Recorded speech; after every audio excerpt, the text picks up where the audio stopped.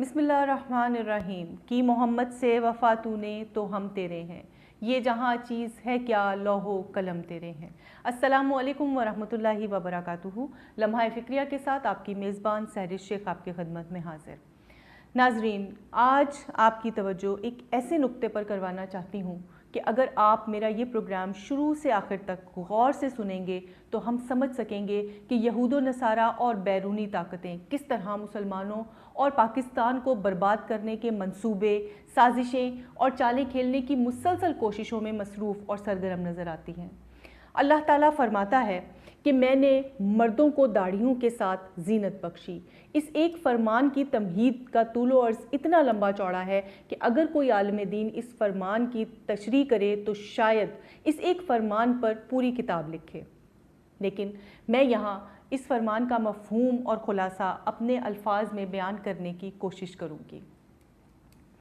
जी तो नाज़रीन, अल्लाह ने मर्दों को दाढ़ियों के साथ जीनत बख्शी, यानी दाढ़ी मर्दों का हुस्न है। अल्लाह ने जब आदम व हव्वा की तख्लीक फरमाई तो इब्तिदा में हव्वा और आदम की शक्लें और खदोखाल एक जैसे थे, जिससे फ़रिश्तों को समझ नहीं आता था कि इनमें हव्वा कौन है और आदम कौन। लिहाजा फ़रिश्तों की इस परेशानी को दूर करने के लिए मर्द और औरत के फ़र्क को ज़ाहिर किया गया और मर्दों को दाढ़ियों के साथ जीनत बख्शी गई, यानी हुस्न बख्शा गया। अब इसी एक अहम नुक्ते को लेकर थोड़ा और आगे चलूँगी। फिर हज़रत आदम अलैहिस्सलाम से लेकर जितने भी नबी, पैगंबर और रसूल भेजे गए सभी की दाढ़ियाँ थीं। दाढ़ी मुंडवाने का तसव्वुर तक मौजूद ना था।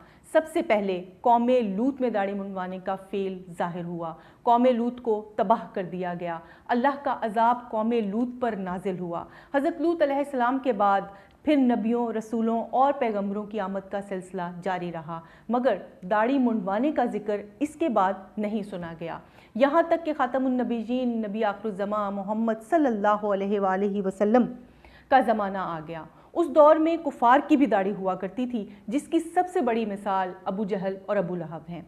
वो भी दाढ़ी शुदा मर्द थे। अल्लाह ताला फरमाता है कि यहूद व नसारा तुम्हारे दुश्मन हैं और वो तुम्हारे कभी भी दोस्त नहीं हो सकते। यही वजह है कि इब्तिदा में इनकी दाढ़ियों और मूँछों का स्टाइल अलग था, जिसकी वजह से वो पहचान लिए जाते थे। बाद अज़ां आहिस्ता आहिस्ता यहूद व नसारा ने अपनी दाढ़ियाँ मुंडवाना शुरू कर दी। खिलाफत से बादशाहत और बादशाहत से पार्लिमानी निज़ाम तक कई अदवार तब्दील होते चले गए। बरे सगीर पाको हिंद में अंग्रेज़ हुक्मरान 100 साल काबिज़ रहे। इस जबरी कब्ज़े के दौरान अंग्रेज़ों ने मुसलमान गद्दार अपने ग़ुलाम बना लिए। इनमें ममदोट, डाहे, कज़लबाश और नवाब ऑफ कालाबाग जैसे 22 ख़ानदानों को बड़ी बड़ी ज़मीनों के टुकड़े देकर जागीरदार बनाया। इनके चेहरों से दाढ़ियाँ साफ़ करवा दी गईं। इन्हें हैट और नेकर पहनाकर अपने तौर तरीक़ों पर चलाने के लिए जिमखाने कायम किए गए और इन्हें हुक्म दिया गया कि जाओ और अपने इलाकों, अपनी जागीरों में तुम्हारे अंडर जो मुसलमान आते हैं इन्हें हमारे तरीक़े मुतारिफ़ कराओ और इन मुसलमानों को हमारे तरीक़ों पर चलाओ। लिहाजा ऐसा ही किया गया, मगर जो मुसलमान इस्लाम के सच्चे सिपाही थे, गैरतमंद मुसलमान थे, उन्होंने इनकार किया।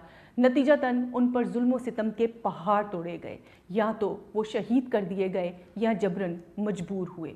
सन 1885 में अंग्रेज़ अपना काम करके चला गया। सन 1947 में मुल्क आज़ाद हुआ। इन 150 सालों में पैदा होने वाली नस्लों ने जब अपने आबाओ अजदाद के चेहरों पर दाढ़ियाँ नहीं देखीं तो वो अपनी शनाख्त, अपनी पहचान और दीन की तालीमात को भुलाते चले गए।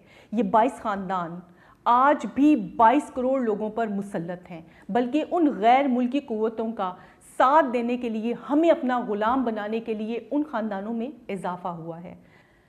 जब जब कभी कौम की गैरत जागी, इन अंग्रेज़ के ग़ुलामों ने हमें खौफ दिलाकर, महंगाई की दलदल में फंसाकर, गर्ज़ ये कि किसी भी तरह दोबारा सुला दिया, लेकिन हर चीज़ अपने असल की तरफ लौटती ज़रूर है। कौम एक मर्तबा फिर जाग चुकी है। बैरूनी क़ुव्वतों के ग़ुलाम इब्ने ग़ुलाम फिर वही हरबे इस्तेमाल कर रहे हैं। ये डरा रहे हैं, खौफ दिला रहे हैं। पाकिस्तान वेंटिलेटर पर है, महंगाई का तूफ़ान ला रहे हैं। वज़ीर ख़जाना हंस हंस कर कौम का मजाक उड़ा रहा है, लेकिन इस बार ये कौम डरेगी नहीं।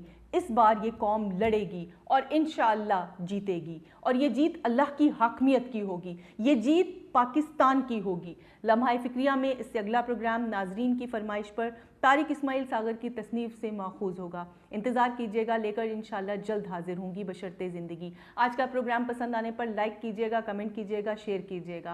اپنے پروگرام سے اپنی میزبان کو اجازت دیجیے۔ اللہ حافظ۔ پاکستان زندہ باد، پاک فوج پائندہ باد۔